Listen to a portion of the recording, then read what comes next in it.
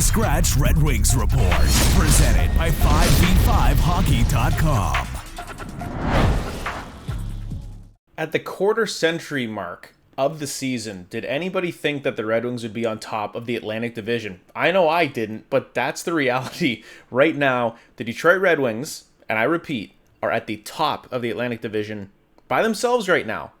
And that's a great measuring stick because there's been the ups and downs of the season, and the Red Wings just beat the Seattle Kraken 4-2 tonight, and probably one of their most complete games of the season. I mean, they played a really good game yesterday as well, and I gotta say, today might have been better. There was some stuff that we're going to talk about, which is more of an NHL issue than anything. I think you guys know what I'm going to be talking about. But yeah, first in the Atlantic, I mean, I don't say it didn't start well, but Seattle opened the scoring. Jordan Eberle gets a power play goal. Simon Edvinsson took a really stupid penalty. And there's times where you should be sticking up for your teammates. It shouldn't be on an odd man rush for your team. So I don't know what he was thinking there. You got to turn your brain on, Simon, honestly. There's been some times this year where I really am wondering what's going on up there. If there's a bunch of rocks rolling around in there, figure it out, okay? Sometimes the tempers get a little high. I get it. But situational, right? And I guarantee you that's what the coaching staff is preaching with a lot of these young guys. Pick your moments. You know, you can't get too high all the time and get all, riled up. It's good in some ways, and there's times like this where it's detrimental. It took away a scoring chance, and then a power play goal against, now it's 1-0. Good thing we got Lucas Raymond, though. This guy's unbelievable. He scores again from DeBrincat and Sider.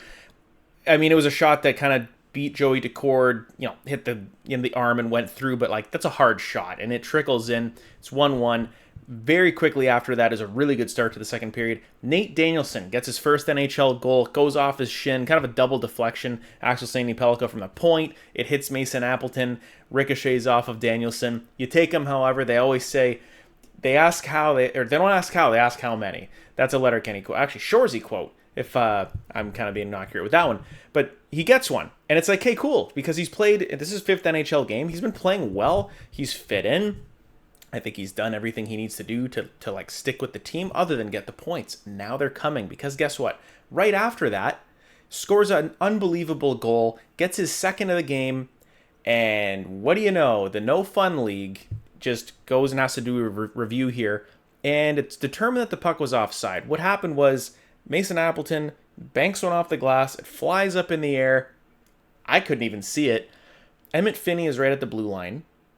Nate Danielson wins a puck battle against 3 Seattle Kraken and makes a nice move and tucks it onto court. It's a beautiful goal. And I guess the Kraken challenged it for offside. I don't know how you would determine with the NHL's, 10 frames per second. I don't even know. Their cameras are always so bad. How you can determine a puck is in the air. You're looking at a fraction of an inch of a skate blade. And they took 9 minutes to review this thing.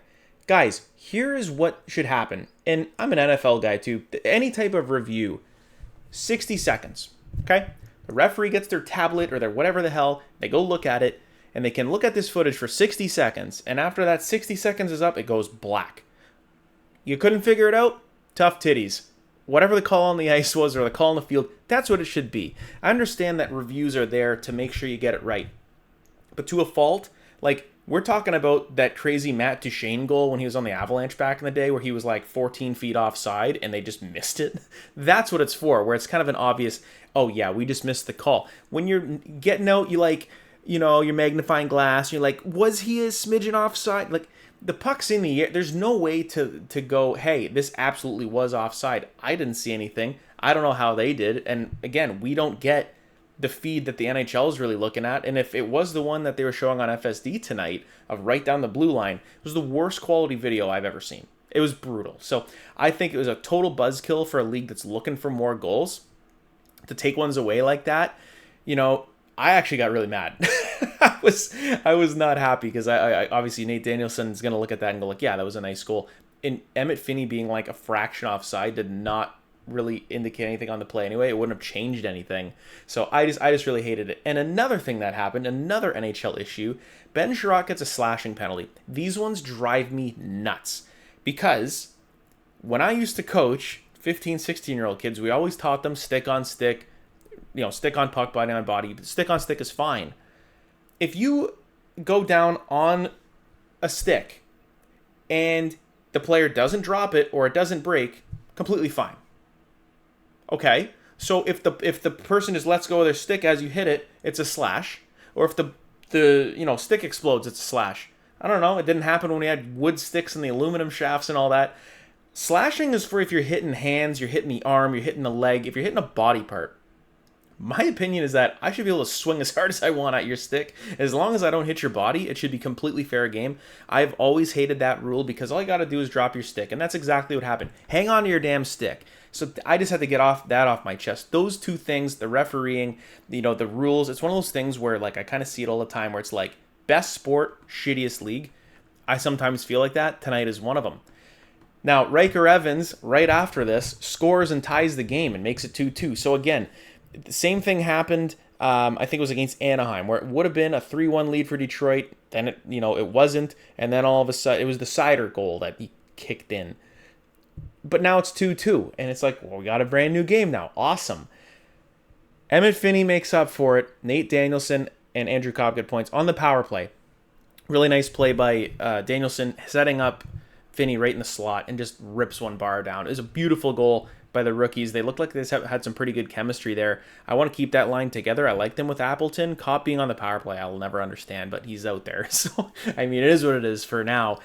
So the Red Wings go up 3-2, and they did what they did against the Rangers. They locked it down. Like, there wasn't ever really any, big chances that Seattle had, minus one massive screw-up. And I'm trying to think who it would have been on. It was Talbot or Sandin Pellikka, but he left it behind the net. And Sandin Pellikka was not going for it, and Talbot had to make a miraculous glove save. It was really the only chance that Seattle had where they really threatened, and it reminded me of the Rangers game, where like there really wasn't anything for the Rangers to do even when that was empty. And the Red Wings locked it down. There's a few times they probably should have scored. Andrew Copp.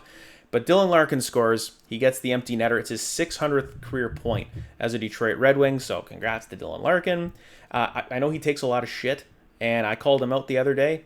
I mean, like he's watching this and gives a shit. But it's like he's your captain, and you want him to play well, and this is something where like he's definitely stepped up and been playing really well. And, I'll give him all the credit in the world. Raymond and DeBrincat got the assists on that one. That means Lucas Raymond has had 5 straight multi-point games. He's on fire right now, and he's the offensive dynamo that we all, knew he is and what he will be. Cam Talbot played well. He had 20 saves. The Red Wings outshot Seattle 27-22. Full 60 minutes. I really liked the way that they played. I don't think there was any times where I was like, oh my God, we're really on our back foot here. There's going to be shifts like that for sure. But they controlled most of the game, and it honestly felt like, even when it was 2-2, it felt pretty comfortable, where I felt like, what, these guys are going. Like, this feels like they're going to pull this one out. And the last 2 games felt good in terms of shutting it down. And you can tell that the team is responding to Todd McClellan, because he was talking about that a few games ago, about like, let's shut it down when they blew it. And, these last 2 games, they've been up by a goal, and they've won the game in regulation. So I'll give the Red Wings all the credit in the world.